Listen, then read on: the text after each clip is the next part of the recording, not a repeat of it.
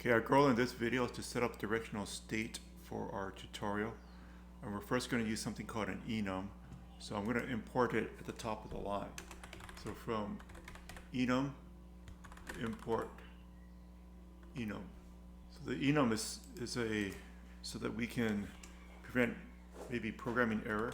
I'll just write it out and we'll explain it. Movement, direction, and it's going to accept a string and an enum,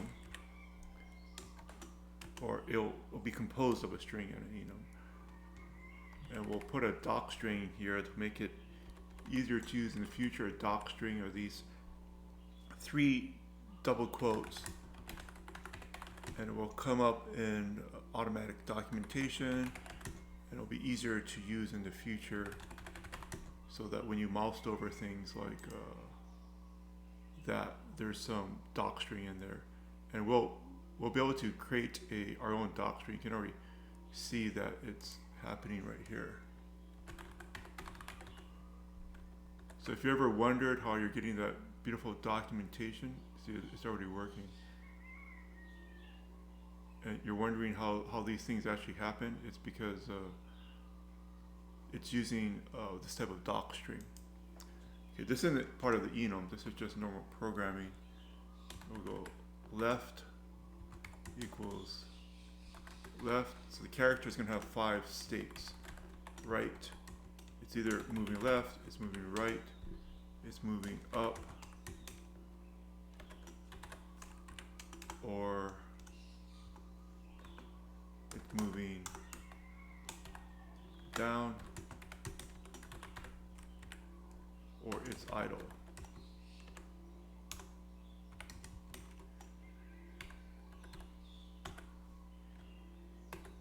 And this type of thing prevents a lot of typos. It kind of protects the programmer from themselves. I'm not a very good programmer, so I need as much protection as possible. I'll put the state in maybe right there. We already have the state for speed that we used in the previous tutorial. You can probably specify the type of it just for clarity. This isn't necessary, this is just to make things clearer as to what it is. So it's a dictionary with a string in the beginning, and this type can be any. Because the type can be any, the type could also be the movement direction. So we'll put a direction here to call it, and we'll assign it to initial one will be movement direction. And here's the cool part. Okay, so I'm pressing the dot here. Now I have all the possible values, and you can easily see how this can reduce typos, which are super common. You know, you're working late at night, you type in like IDL, or like it's capital, or you know, it's like you type in IDE or something, and it doesn't work. So by using this structure here, the enum, we can greatly reduce programmer error. And of course, the initial state will be not moving for the character. We'll look at our buttons next. We used a good variable name for our buttons: left button, right button, up button, and down button. And let's just call up our program again. So I'll go, I'll start with flat run and the name of the file, which is main.py. And these are our buttons. So this is the right button is right there. When I press on the right button, it runs a function, and the function it runs is called move right. Move right here, it just checks to see the boundary, and then it moves Corey, who's our character, the left edge of Corey, moving right. So it's going to move the left edge, and thus moving the entirety of Corey by the speed, which is, the default is 5 pixels. So we press the right button once, the left edge, and thus the entirety of Corey moves right 5 pixels per button press. The rest of the code is for the bounce detection, so he doesn't leave the world. But I want to change this so that it doesn't actually call the function to move Corey. I want the button just to change the state of the character or the intent of the character. I'm going to update the state of the character on the button press. So instead of using move left, I'm going to use something in Python which is like an anonymous function, and it's called lambda. Kind of a weird name, but don't worry, you can probably just ignore it for now and just use it. Oh, we're just going to use the lambda. You don't have to know what it is, but it's like an anonymous function. An anonymous function is going to run this bit of code. That's all it is, and there's no specific name for it. Name for the function. So it's like running a function, but we just write the code directly in line. So the state we're going to update is the direction. If you remember, there were two things in our state. So our state has speed and it has direction. And this bit of code indicates that we're just going to update the direction, and we're going to update direction to left. But because we're using an enum, we're going to go movement direction dot, and then we want to move left. Okay, that's it. We just updated the state of the character. The character at this point, Corey, is not responding to the state, but we are first going to update the state, then we'll create a method or a function to update Corey. So let's do the exact same things, but instead of left, we're going to move it to the right. So let's practice. Lambda, there's an E. Okay, we can just look at it. State dot update, which is built into the dictionary, and the thing that we're going to update is the direction, but it has to be like with the curly brackets instead of the round brackets. So now we can put direction. We use a colon for the Python dictionary. Move in direction dot. Because we're in Enum, so beautiful, never have any typos. It's great. And we'll just take care of the last two. Okay, so instead of calling the function directly to move it, we're first going to set the state. And we do it with the lambda E state.update. And we're using the curly brackets, the name of the state that we are updating, which is the direction, and the value, which is movement direction, and it's going to go up. And the power of enums to avoid typos, it's wonderful. It's a little bit more code, but if you make a mistake and you had a little typo there, you start to love it.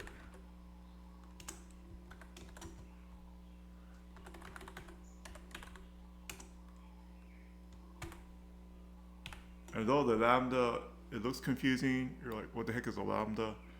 It's just running this code that's on the right side of the colon here.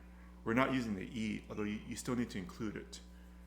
We don't use it. It's the value, but it's into the lambda, but we're not using it. Okay, update direction. And we're going to update the direction to movement direction dot down. Okay, we are just blasting through the first year of the CS curriculum for University of California, going into more advanced topics. So before we had on-click, so what happens when you click the button, right? So it's built into FLET, this thing here. On the right side of the equal sign, we're previously running a method, and so every time you click on it, it runs the method at that time. However, in our initial state of our application, the first version prior to the tutorial, you have to press the button for every time. So you press the button once, and the character moves once. You can't hold the button for continual movement, which is what you want, right? The the button was tightly coupled to the action. So although this did work and it's more simple, it doesn't have the behavior that we want for application. What we're doing is a concept of calling setting the state. There's a concept of state in most programming languages, which causes an update to something else within the application. Although it is a little bit funky, a little bit scary, this word lambda, just power through it. Just go with the lambda.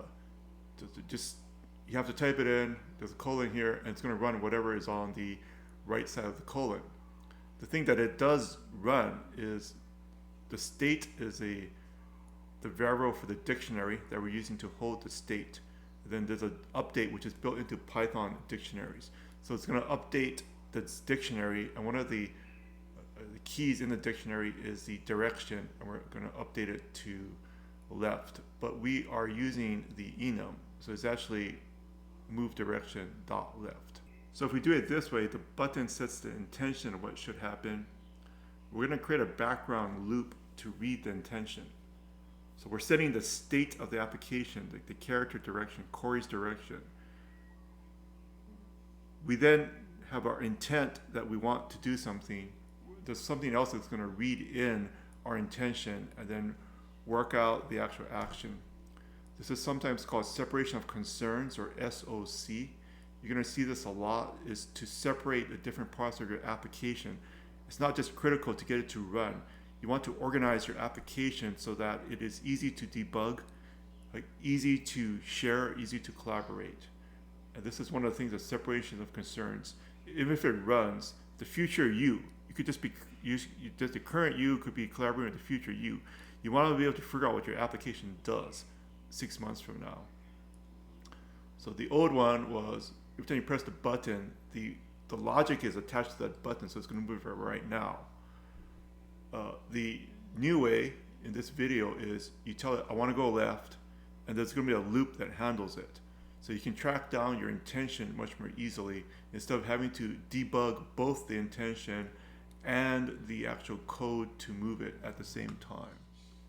We introduced the concept of enums, which is for type safety. So we can make our own types, and the class is a standard Python class. You probably used it. So the class is, you have the lowercase c, and then there's like a camel case with a uppercase of the first word of your class name. You decide it. And then in our case, it's an enum. So it's going to override the enum. If there's a colon at the end, you can ignore the overriding the enum for now. So you just create a class in Python, and then there's a colon here. But it does override the enum in this case. So we are protecting you from your future self. If you're like me, your code has a bunch of typos, a bunch of errors. So if you use this enum, you're not going to be able to type in left, or at least I won't be able to type in left. You've probably seen the tutorials, I often do this, versus left. It's going to absolutely help the ID autocompletes. I showed it in the video. It makes the code much clearer, readable, and it's a professional coding practice. So you're learning professional skills right now. We're using a Python dictionary to hold the state of the application and the values. This is probably not a best practice, but for our simple game, for educational purposes, there's just a construct that we're using to hold the state. And this is a dictionary. So with this state, we can use it as a single source of truth. And we can easily read the variables from the state in different parts of our application. It's also easy to update the values here. Not just initial assignment, but in other parts of our application, like the slider will update the speed, the button will update the direction of the character Corey. And it's a common pattern in game development, the pattern of state. Maybe not necessarily using a dictionary, but just using some type of state. And all the states, they're going to look actually pretty similar. And I don't want to make it seem that the dictionary is a bad way to do it. This is actually used quite heavily if your application is relatively simple. I guess what I'm referring to is that in the future courses that we have with FastStop, which is a stack around Fast API, we're using something called Pydantic to help us manage the state. And that actually has more features, but you don't need it for this type of simple game.